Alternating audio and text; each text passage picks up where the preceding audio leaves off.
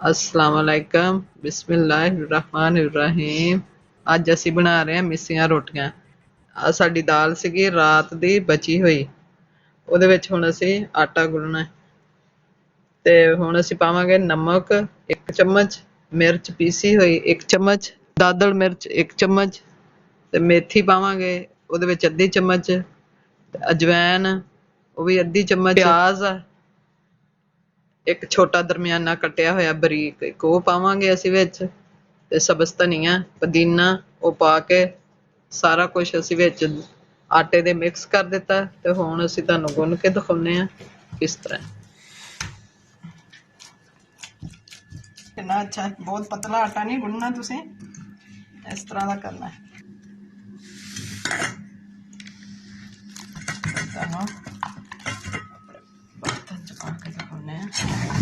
साडा आटा देखियो कितना अच्छा हो गया।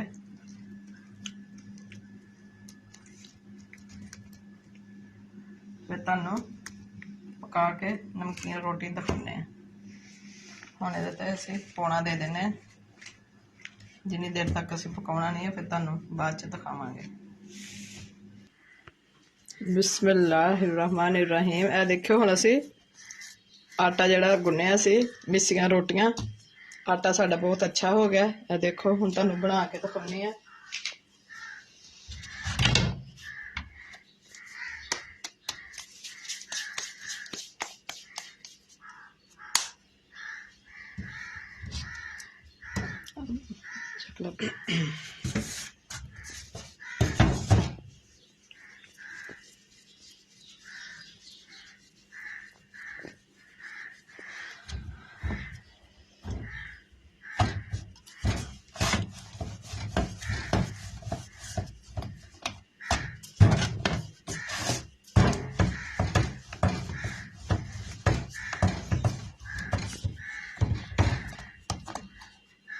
आयल पहले लगा होया, हुण असीं इस ते रोटी पा देंगे।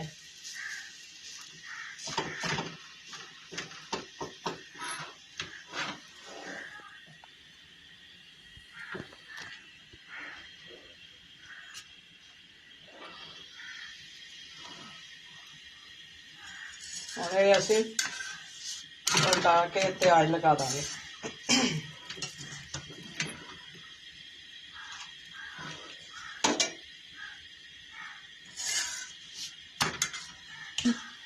ਇਹਦੇ ਨਾਲ ਤੁਸੀਂ ਦਹੀਂ ਦੀ ਚਟਨੀ ਬਣਾ ਲਓ, ਚਾਹ ਬਣਾ ਲਓ, ਬਹੁਤ ਮਜ਼ਾ ਆਉਂਦਾ ਹੈ। ਗਰਮੀਆਂ ਦੀ ਸੁਗਾਤ ਆ, ਸਰਦੀ 'ਚ ਬਣਾਓ, ਗਰਮੀ 'ਚ ਬਣਾਓ, ਬਹੁਤ ਅੱਛੀ ਲੱਗਦੀ ਰੋਟੀ। ਇਹ ਦੇਖੋ ਕਿੰਨੀ ਅੱਛੀ ਬਣੀ। ਸਾਰੀਆਂ ਇਸੇ ਤਰ੍ਹਾਂ ਹੀ ਵਾਰੋ ਵਾਰੀ ਤੁਸੀਂ ਬਣਾ ਲੈਣੀਆਂ ਆਪਣੇ ਖਾਣ ਦੇ ਮੁਤਾਬਿਕ।